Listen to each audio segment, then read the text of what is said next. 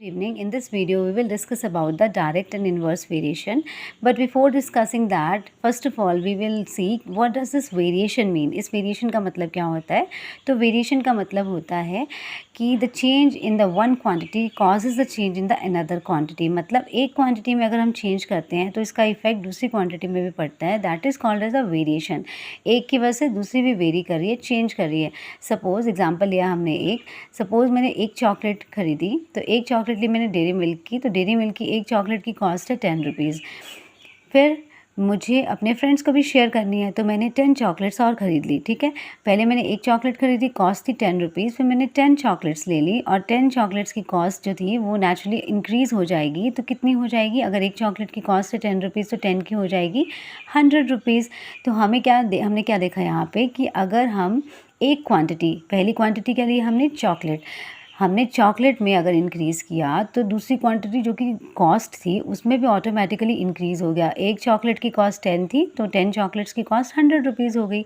मतलब चॉकलेट की क्वांटिटी में वेरी होने की वजह से आपके पास कॉस्ट में भी चेंजेस आ गया। This is called as the variation. अब वेरिएशन हमारे पास दो टाइप की होती है, एक होती है डायरेक्ट, एक होती है इन्वर्स। तो डायरेक्ट वेरिएशन जो होती है उसमें क्या होता है? If increase in one quantity causes the increase in the another quantity, that is called as direct variation. या फिर decrease in one quantity causes the decrease in another quantity, called a direct variation.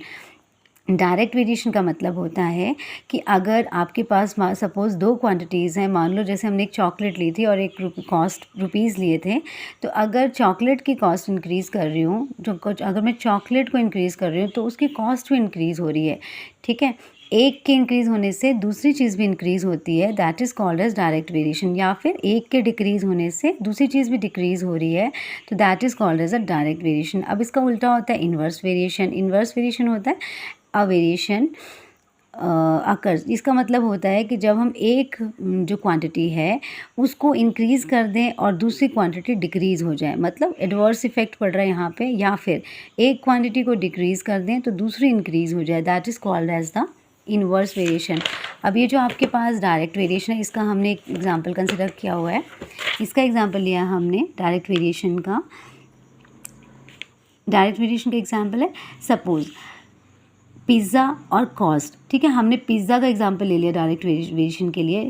तो हमने क्या किया, यहाँ पे pizza को पहली क्वांटिटी मान लिया और जो हमने उसके लिए पेमेंट करनी है उसको सेकंड क्वांटिटी मान लिया। फर्स्ट क्वांटिटी को जनरली हम एक्स से कंसिडर करते हैं और सेकंड क्वांटिटी को जनरली हम वाई से कंसिडर करते हैं। ठीक है, तो जब हमने एक पिज़्ज़ा ख़रीदा सपोज़, तो उसकी कॉस्ट थी 100 रुपीज़। ठीक है, तो हमने यहाँ पे आपको बताया था कि जो ये क्वांटिटीज़ हैं दोनों, जैसे एक टाइप है हमारे पास पिज़्ज़ा, दूसरी टाइप है कॉस्ट। तो एक को हम एक्स कंसिडर कर लेते हैं, एक को हम वाई कंसिडर कर लेते हैं। तो जब हमने इसको आगे पार्टीशन कर दिया, मतलब हमने देखा कि पहले हमने एक पिज़्ज़ा ख़रीदा था तो उसकी कॉस्ट थी 100 रुपीज़। फिर हमने क्या किया, पार्टी करनी है, पार्टी करने के लिए हमने नंबर ऑफ़ पिज़्ज़ाज़ को इंक्रीज़ कर दिया। अगर पिज़्ज़ाज़ को इंक्रीज़ कर दिया तो हमने 10 पिज़्ज़ाज़ कर दिए। तो जब हमने पिज़्ज़ा की क्वांटिटी को इंक्रीज़ किया तो हमें ये बताना है कि कॉस्ट में कितना इंक्रीज़ होगा। ऑब्वियसली अगर एक पिज़्ज़ा की कॉस्ट 100 रुपीज़ है तो 10 पिज़्ज़ाज़ की कॉस्ट से ज़्यादा ही होगी। तो ये हमारे पास है डायरेक्ट वेरिएशन का क्वेश्चन, क्योंकि दोनों में इंक्रीज़ शो हो रहा है। अगर एक इंक्रीज़ कर रही है तो दूसरी में भी इंक्रीज़ ही हो रही है। तो अब हम क्या करते हैं, जनरली हमारे पास एक्स वाई कंसिडर करते हैं दोनों क्वांटिटीज़ को, आगे इसकी पार्टीशन कर देते हैं। जो हमारे पास यहाँ पे पिज़्ज़ा की फर्दर पार्टीशन है वो x1 है और जो कॉस्ट है वो y1 है। यहाँ पे हमारे पास x2 and here we have y2। तो अब क्या करना है हमने क्योंकि ये रेशियोज आपस में प्रोपोर्शनेट हैं तो हमने लिखा x1 over y1 is equal to x2 over y2। और जो भी डायरेक्ट वेरिएशन का क्वेश्चन होता है उसमें हम इनको क्रॉस मल्टीप्लाई करते हैं। तो x1 को y2 से मल्टीप्लाई करेंगे और x2 को y1 से मल्टीप्लाई करेंगे। इनकी वैल्यूज़ पुट कर देंगे। x1 की वैल्यू 1 थी और यहाँ पे हमारे पास y2 की वैल्यू x थी। ठीक है, वैसे हमने x2 y1 की वैल्यू पुट की, सॉल्व किया and we got our answer as the 1000 rupees. ये था हमारे पास डायरेक्ट वेरिएशन का एग्जांपल। अब हम इन्वर्स वेरिएशन की बात करते हैं। तो इन्वर्स वेरिएशन का मतलब होता है कि अगर एक चीज़ इंक्रीज़ हो रही है तो उसका साइड इफेक्ट दूसरे पे पड़ रहा है, तो दूसरी चीज़ डिक्रीज़ हो रही है। सपोज़ मैंने एग्जाम्पल यहाँ पे number of workers and days का, तो हमने एक क्वांटिटी को जो पहली लेते हैं जनरली उसको एक्स कंसिडर कर देते हैं, जो सेकेंड लेते हैं उसको वाई कंसिडर कर देते हैं। तो आपने क्या किया, आपको बोला होगा इस क्वेश्चन, जैसे कोई भी क्वेश्चन आपको बोला एग्जाम्पल के लिए, 30 वर्कर्स हैं, they can finish a job in the 10 days. तो आपको बोला है कि अगर नंबर ऑफ़ वर्कर्स इंक्रीज़ कर देंगे तो जो जॉब है उसको फिनिश होने में कितना टाइम लगेगा, ठीक है।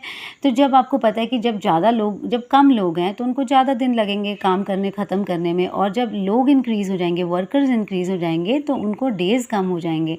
तो देखो, जब एक चीज़ ज़्यादा है तो दूसरी कम हो रही है, और एक चीज़ जब बढ़ रही है मतलब वर्कर्स इंक्रीज़ हो रहे हैं तो नंबर ऑफ़ डेज़ कम हो रहे हैं। तो इसका मतलब ये जब इन्वर्स वेरिएशन का एग्जांपल है, क्योंकि यहाँ पर क्या है कि एक के इंक्रीज़ होने का इफ़ेक्ट दूसरे पे पड़ रहा है, दूसरी चीज़ डिक्रीज़ हो रही है। तो अब जब हमारे पास एक इन्वर्स वेरिएशन का क्वेश्चन होता है तो उसमें हम क्या करते हैं, उसमें हम मल्टीप्लाई करते हैं। कैसे?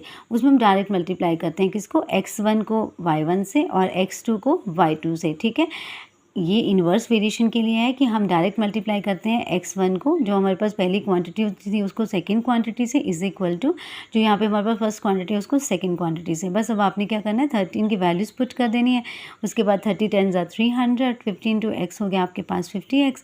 यहाँ से आपकी x की वैल्यू आ गई 6। मतलब जब हमारे पास वर्कर्स थे 30 तो 10 डेज़ में काम फिनिश हो रहा था। अब जब वर्कर्स इंक्रीज़ हो गए 50 तो हमारा वही काम जो है सेम वर्क x डेज़ में मतलब 6 नंबर ऑफ़ डेज़ में कंप्लीट हो रहा है। Thank you.